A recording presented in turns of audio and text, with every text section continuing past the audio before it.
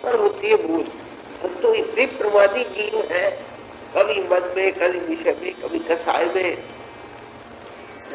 इनमें, कभी प्रवाद में, कभी निंदा करने में, कभी बेकार की वित्सा करने में कितना हमारा समय चला जाता है। जरा विचार कर हम कि हमारा समय स्वाध्याय में कितना जाता है और व्यर्थ की वित्सा करने में कितना जाता है। व्यर्थ की वित्सा करने से हमारे जीवन के अंदर व्यर्थ के कर्म बनते हैं। हर चाहे कर्म बनते, हम नहीं चाहते कि कर्म बने, लेकिन वित्सा करेंगे तो बनेगी।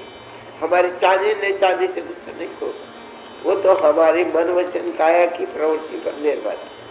हमारे मन वचन काया को अगर हमने सुसंस्कृत नहीं बनाया, अच्छे संस्कार नहीं दिए, तो एक तो बाह्य संस्कार होते हैं, एक करने के संस्कार होते हैं। जो बाह्य हमें दिखाई पड़े वो भी संस्कार होते, मन का भी, वचन का भी और काया का भी, दोनों प्रकार का संस्कार होता है। भाषा को अच्छी बनाना बाह्य संस्कार है, और भावों को अच्छा बनाना वो हमारे आंतरिक संस्कार है। मन के विचारों को सुसंस्कृत बनाना, चिंतन को सुसंस्कृत बनाना,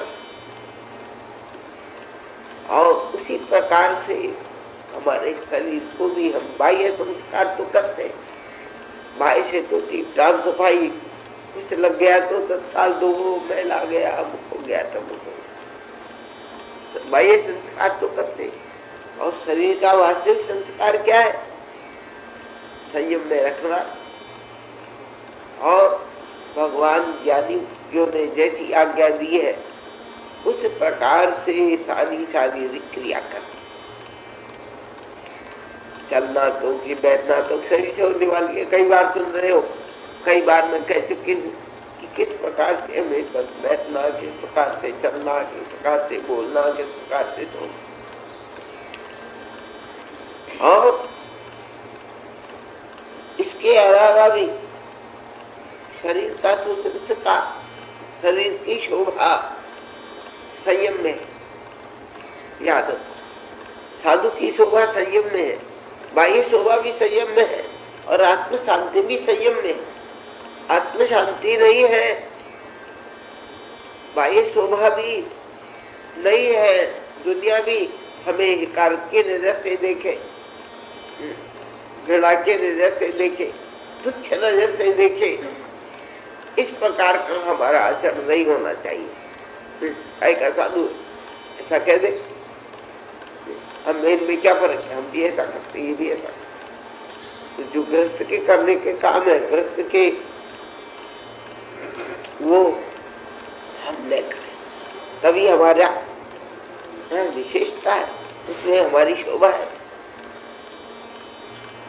हमारी इंद्रियों को हम उस प्रकार के विषयों से रोके, मन को रोके तो इंद्रिया अपना आप रुक जाए, क्योंकि मन की चलाई इंद्रिया चलती है।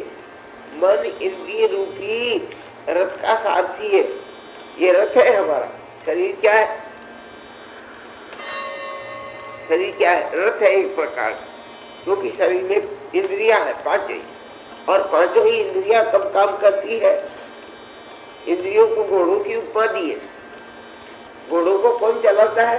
कोचवान, सारथी। और मन है वो इंद्रियों को चलाने वाला सारथी। मन अगर सुसंस्कृत है, मन को हमने ठीक शिक्षा दी है, तो कोई कारण नहीं है कि मन इंद्रियों को आज्ञा दे कि गलत रास्ते जाओ। मन का संस्कार बहुत जरूरी है, मन को समझाना बहुत जरूरी है। मन के ऊपर कई दिनों से हमारे यहाँ बात चल रही थी, 4 दिन से। मन को सुसंस्कृत करने की सबसे कठिन कार्य मन को संस्कार देना ही।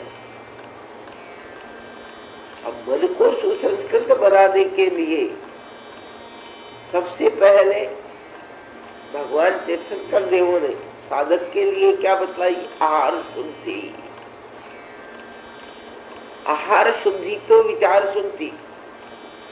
और विचार शुद्धि ही मन शुद्धि।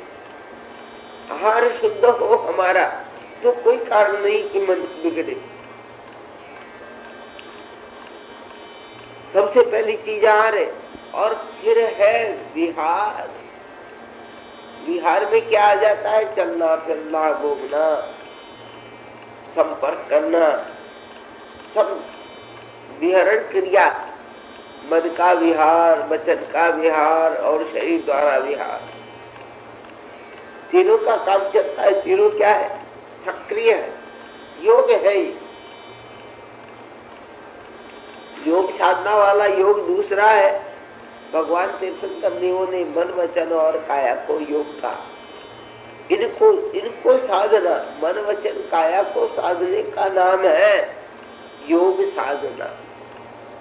इन्हीं को साधन करने के लिए यम, नियम, आसन, प्राणायाम आदि यौगिक क्रियाएं हैं, जो जैनों में से तो प्राय लुप्त सी होती चली गई है, किंतु अब पुनः हमारे साधु साध्वी जगह है। हमारे आचार्यों को भान हुआ है कि हमें भी यौगिक क्रियाएं, क्योंकि यौगिक क्रियाओं से शरीर स्वस्थ रहता है, यौगिक क्रियाओं से मन शुद्ध रहता है, और मन और शरीर में रहने वाले आत्मा को शुद्ध करने के लिए शरीर शुद्धि और मन शुद्धि भी आवश्यक है। शरीर शुद्धि रहती है आहार शुद्धि से, और आहार शुद्धि से धीरे धीरे मन भी शुद्ध बनता है। अपन देखते हैं कि मांस खाने वाले क्रूर होते हैं, मांस भक्षण नहीं करते, भक्षण नहीं करते, वे स्वभाव से ही दयालु होते। दूसरों के दुखों को देख करके उन्हें करुणा आती है, वे खुद भीग जाते हैं, रोने लगते हैं दूसरों का दुख देख कर। इतना कोमल उनका मन हो जाता है। और मांस भक्षण करने वाले या भक्ष भक्षण करने वालों का मन कैसा हो जाता है? कठोर हो जाता है। 3 प्रकार के भोजन बताए हैं: सात्विक भोजन, तामसी भोजन और राजसी भोजन। सात्विक भोजन है कैसा भोजन? जो हमारे शत्रु को, हमारी आत्मा की शक्ति को जागृत रखे। सात्विक भोजन। सात्विक भोजन किसे कहते? जो विकार पैदा नहीं करे, उसको सात्विक भोजन कहते हैं। राजसी भोजन कहते हैं खट्टे मीठे चापने को, वो राजसी भोजन। और अभक्ष भक्षण करना, अनंतकाय, मांस भक्षण आदि तामसी भोजन है। खूब इस प्रकार का भोजन तामसी भोजन। साधु के लिए कैसा भोजन करना है? सात्विक भोजन करना। सात्विक भोजन करने से मन ठीक रहता है, शरीर ठीक रहता है और शरीर में रहता है मन। शरीर ठीक तो मन ठीक, और शरीर में थोड़ी सी तकलीफ हो जाए तो मन भी उसी में जाता है, उसी की चिंता करने लगता है। इसलिए शरीर को भी शुद्ध रखने के लिए आहार शुद्धि और मन को भी शुद्ध करने के लिए आहार शुद्धि पहली चीज है। अब मन को सुसंस्कृत बनाने के लिए भगवान ने हमारे लिए क्या बतलाया? अच्छी संगति में रहना और खूब स्वाध्याय करना, अच्छों के अंदर में रहना, अच्छों का निष्ठा में रहना, उनका आश्रय लेकर उनकी समृद्धि में रहना, समीप में रहना, उसको कहते हैं गुरुकुलवास। और गुरुकुलवास में रहने से मन शुद्ध करने का अवसर मिलता है। मन अच्छे अच्छे कार्य करने के लिए तत्पर रहता है, स्वाध्याय में तत्पर रहता है। इसलिए आहार शुद्धि के विषय में अपन सोचेंगे, क्योंकि हमारी क्रिया समिति हो चुकी है। माता समिति के बारे में भी काफी कह दिया है।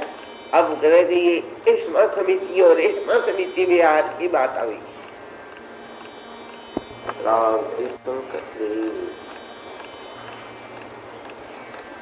समस्त जीवों के उपकार के लिए, समस्त जीवों के कल्याण के लिए समस्त जीवों के श्रेयस के लिए,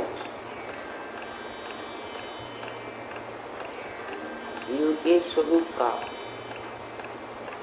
अजीवों के स्वरूप का वर्णन किया।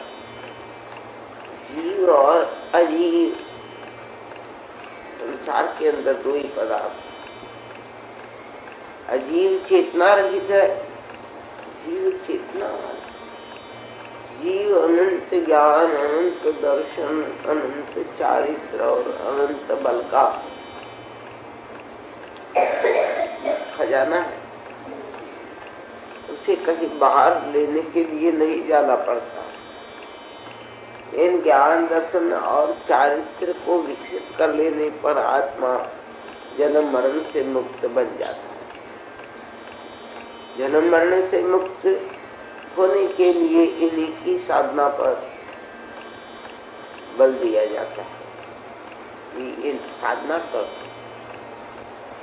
और साधना के करने से ही आत्मा जन्म मरण के अनादिकालीन दुखों से मुक्त हो सकता है।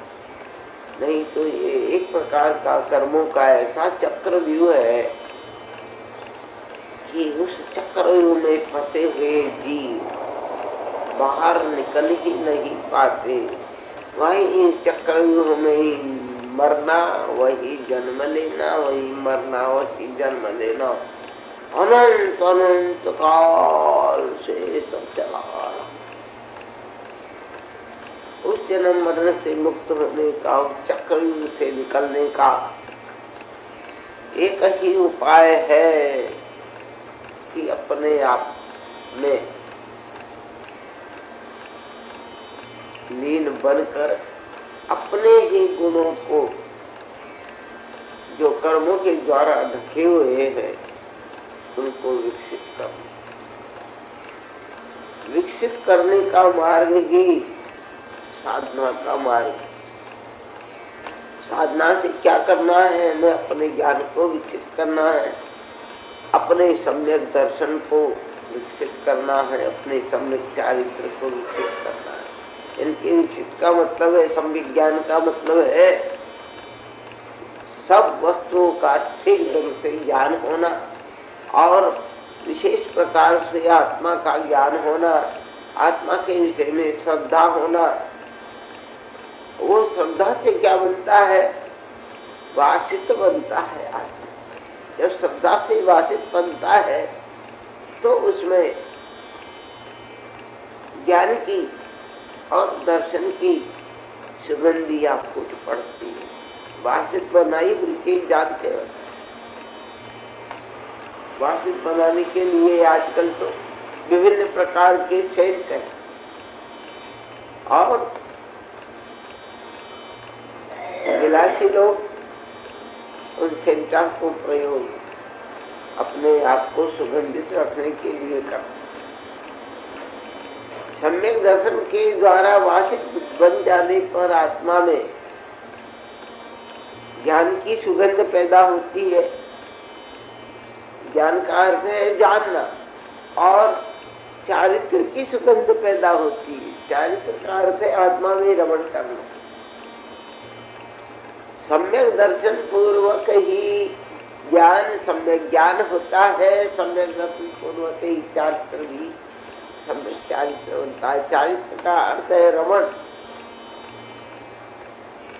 बाह्य अर्थ तो है मन, वचन और काया की चर्या, और साधना जब खत्म हो जाती है तो आत्मरमण का स्वरूप सम्यक चारित्र, पूर्ण चारित्र प्रकट होता है। क्षायिक चारित्र। भाष्यकारों ने चारित्र को क्षायोपसमिक और क्षाय दो प्रकार का बतलाया। क्षायोपसमिक चारित्र कौन से है? तत्वार्थ पढ़ते हो न जानते हो। सामायिक चारित्र, भेदोपस्थापनीय चारित्र, सूक्ष्म संप्राय चारित्र और परिहार विशुद्धि चारित्र। ये चार चारित्र क्या है? क्षायोपसमिक। कर्मों के कुछ का क्षय हो जाने पर और उसका उपशम हो जाने पर जो चारित्र होते हैं, जो संचित होता है, जो ज्ञान होता है, वो क्या कहलाता है? क्षारोपशमी। इसी और क्षायिक चारित्र है यथाक्षात चारित्र जो 13वें गुणस्थान में 12वें गुणस्थान से आरंभ हो जाता है। 12वें गुणस्थान में मोह का क्षीण हो जाता है, सब कर्मों का क्षय हो जाता है और तब क्या हो जाता है जी? यथाक्षात चारित्रवान और यथा और क्षायिक ज्ञान कहते हैं केवल ज्ञान और केवल दर्शन। एक क्षायिक ज्ञान है, एक क्षायिक ज्ञान भी सभी प्रकट होते हैं और क्षायिक सम्यक दर्शन भी बहुत ही दृढ़ श्रद्धा वाले को, जिसे बिल्कुल कोई शंका नहीं रहती भगवान के वचनों में और इसमें भी शंका नहीं रहती कि मैं क्या हूँ। क्षायक सम्यक दर्शन हो जाने के बाद आत्मा पर रूप को समझ लेता है, स्वरूप को समझ लेता है और पर वस्तु में उसकी जो आसक्ति है, उसकी श्रद्धा है, उसका विश्वास है कि अमुक वस्तु सुख देने वाली है। भौगोलिक वस्तुओं को क्या समझता है, कर्मों को क्या समझने लगता है कि आत्मा से पर वस्तु है। इस प्रकार साधना के बल पर आत्मा क्षायिक सम्यक दर्शन, क्षायिक ज्ञान और क्षायिक चारित्र तक पहुंचता है। तब जाकर के उसके सारे जन्म मरण आदि दूर हो जाते हैं। इसे ही मोक्ष का मार्ग कहते हैं, मुक्ति का मार्ग कहते हैं। आपका पहला ही सूत्र है तत्वार्थ का, सम्यक दर्शन ज्ञान चारित्राणि मोक्ष मार्ग है उसका ही। इनको क्या बतलाया? मोक्ष का मार्ग, सम्यक दर्शन, सम्यक ज्ञान और सम्यक चारित्र मोक्ष के मार्ग। अब इनको विकसित करने के लिए भगवान ने हमारे लिए क्या बतलाया? चारित्र बतलाया। देश चारित्र और सर्व चारित्र रूप से बताए। जो सर्व चारित्र नहीं बन सकता उसके लिए देश चारित्र। देश चारित्र किसे कहते हैं जानते हो आप? देश चारित्र किसे कहते हैं? सावक धर्म को देश चारित्र कहते हैं। देश का अर्थ है यहाँ थोड़ा, सर्व का अर्थ पूर्ण और देश का अर्थ है थोड़ा। तो जब अपन क्या है? सर्वचारित्री, और सर्वचारित्री के लिए चर्या भगवान ने बतलाई। चर्या माने आहार विहार आदि जो शारीरिक क्रियाएं हैं, मानसिक क्रियाएं हैं, वाचिक क्रियाएं हैं, उन सब का नाम क्या है? चर्या। चर धातु से चर्या बनती। गति अक्षर, गति अर्थ में और भक्षण अर्थ में चर धातु का प्रयोग होता है। उस प्रकार का भगवान ने जो मार्ग बतलाया और हमारे लिए कहा कि अष्टप्रवचन माता का जरूर ही पालन करना। अष्टप्रवचन माता जहाँ है भाई, ये चर्या तुम्हारी ठीक रह सकती है और अष्टप्रवचन माता का ध्यान नहीं रखा तो तुम्हारी चर्या बिगड़ जाएगी, बस भ्रष्ट हो जाओगे, मार्ग भूल जाओगे। और अष्टप्रवचन माता आप साथ रखोगे, उनका ध्यान रखोगे तो ये क्या है? हमारे लिए मार्ग बतलाने वाले कौन? अष्टप्रवचन माता। माता इसीलिए बतलाया कि हमारी रक्षा करने वाली है, हमारा मार्गदर्शन करने वाली। कहती चलो, क्रिया समिति कहती है कि विवेक से चलो, भाषा समिति कहती है विवेक से बोलो। ऐश्वर्या समिति का भी नंबर आ रहा है। क्रिया समिति हो चुकी, भाषा समिति हो चुकी। आज इनके ऊपर प्रकाश डाला गया, आप लोगों ने समझा होगा। खाली समझना ही जरूरी नहीं है, समझने के बाद इनको प्रयोग में लाना, इनका आचरण करना ही क्या है, चाली। ऐषणा समिति क्या है? ऐषणा क्या है?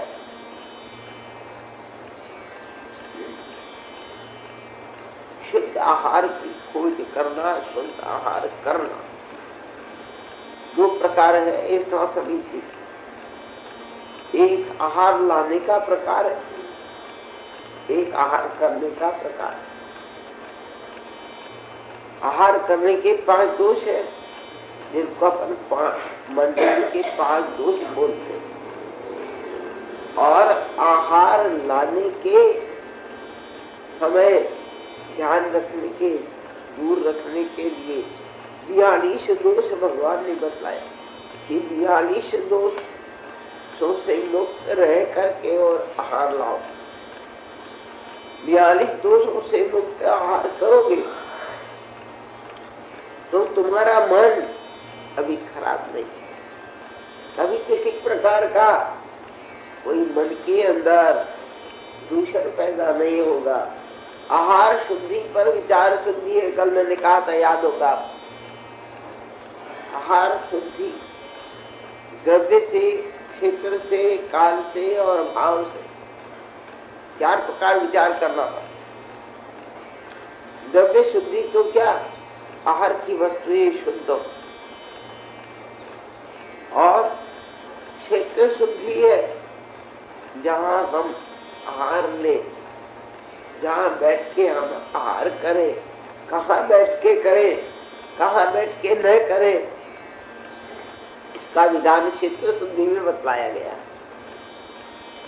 और काल शुद्धि, काल शुद्धि का अर्थ क्या है कि काल, जब भोजन का काल हो, भोजन का समय हो, तभी भोजन करें। रात्रि भोजन का तो धर्म स्वाध्याय होता ही है, लेकिन भोजन का काल भी देखा जाता है। किस काल में भोजन नहीं करना, संधि काल में भोजन नहीं करना। संधि काल, संधि काल किसे कहते हैं? जहाँ रात और दिन मिलते हैं।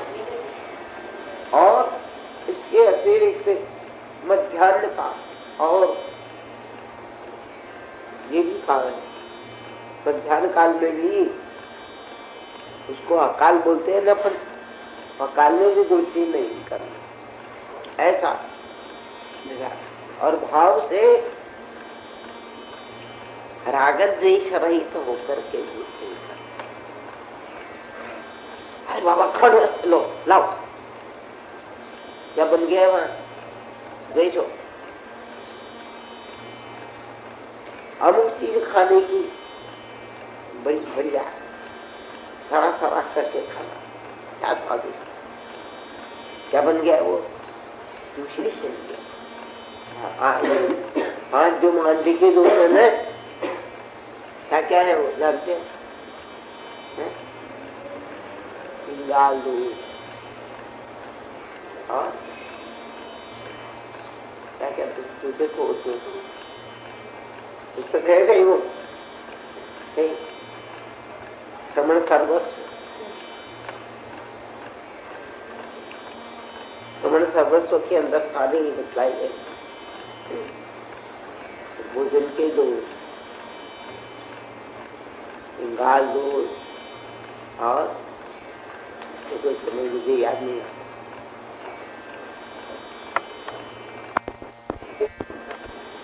इंगाल कहते अंगारे को,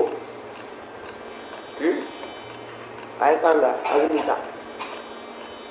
और अग्नि का अंगारा जो भी चीज डालो जैसे भस्म कर देता है, उसी प्रकार इंगाल दोष भी हमारे चारित्र गुण को भस्म कर देता है। याद रखो, ये कहते इंगाल दोष प्रशंसा, प्रशंसा कर। दूसरा धूम्र दोष, धूम्र दोष, धुआं। धूम्र का अर्थ क्या है? धुआं। अंगारा धुआरा बोलते हैं नहीं, तो धूम्र दोष क्या है? निंदा करके आहार को खाना, दूषण निकालना। इनको नमक को नहीं, इनको शक्कर को नहीं, इनको मिर्च को नहीं, इनको बंगाली को नहीं दियो, वो तो सीधियो को नहीं, वो तो खूब सीधियो आगा दिखे। इसी प्रकार रोटी में खाने की चीजों में जो इस प्रकार का है ना, दोष निकालना, एक तो प्रशंसा करना और दूसरा दोष निकालना, तीसरा क्या है? संयोजना, मिलाना। स्वादिष्ट बनाने के लिए चीजों को मिलाना, वो क्या है? संयोजन। अलग अलग स्वाद न लेकर के दो प्रकार की होती है संयोजन। एक तो अलग अलग स्वाद का त्याग करने के लिए मिला करके खा लेना, और अलग अलग स्वाद लेना। एक स्वादिष्ट बनाने के लिए मिलाना, दो प्रकार के होता है मिलाना। हाँ, दूध में शक्कर मिलाना, और भी वस्तु में हाँ ऊपर से नींबू वगैरह डालना स्वादिष्ट करने के लिए, वो संयोजना दोष है। चौथा प्रमाण,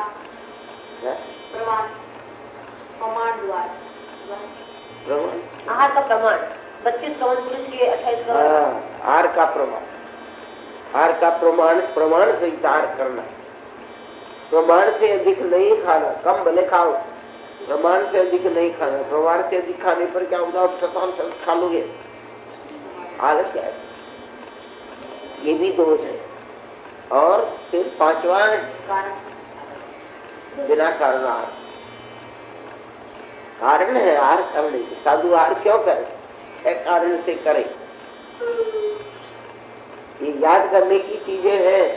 आपको सबको हमने श्रवण सर्वस्व इसलिए दिया है और उस पर आचरण करने के लिए, केवल याद ही नहीं है।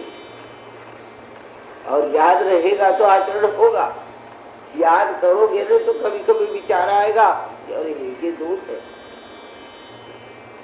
ये तो करने के दोष है। आहार 6 कारण से करना। कौन कौन कारण है? आहार वेदना को, आहार क्या है? वेदनी कर्म के उदय से जो भूख लगती है ना, वो किस कर्म के उदय से लगती है? वेदनी, शुदा वेदनी कर्म के उदय से लगती है। प्यास लगती है वो भी वेदनी कर्म के उदय से लगती है। वेदनी कर्म 2 प्रकार का होता है, जानते हो? साता वेदनी और असाता वेदनी।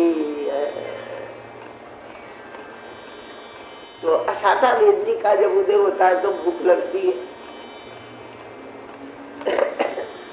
और उस असाता वेदनी को भोग नहीं पाता, जो हमेशा भूखा रह नहीं सकता। जीवित रहने के लिए शरीर धारण आवश्यक, और हमारा जीवन क्या है? संयमी जीवन। हम हमारा जीवन क्यों है? किसके लिए? संयम से रहने के लिए, संयम का पालन करने के लिए, ज्ञान दान करने के लिए, स्वाध्याय करने के लिए, चारित्र का पालन करने के लिए, साधु जीवन। तो आहार भी करना ही पड़ता है। दूसरा कारण क्या है? आचार्य ज्ञान आदि की सेवा। हाँ, सेवा करने, बड़ों की सेवा करने के लिए। तीसरा इरिया, वही ठीक ढंग से चल सकूं, इरिया पद शोधने के लिए। आदमी साधु ठीक ढंग से चलने, मैं चल सकूं, विहार कर सकूं, इतनी ताकत शरीर में रहे, इसलिए आहार। चौथा संयम पालन के लिए, ठीक ढंग से संयम पालन कर सके, इसलिए आहार करो। पांचवा प्राण प्रत्यय यथार्थ, प्राण प्रत्यय यथार्थ। क्या?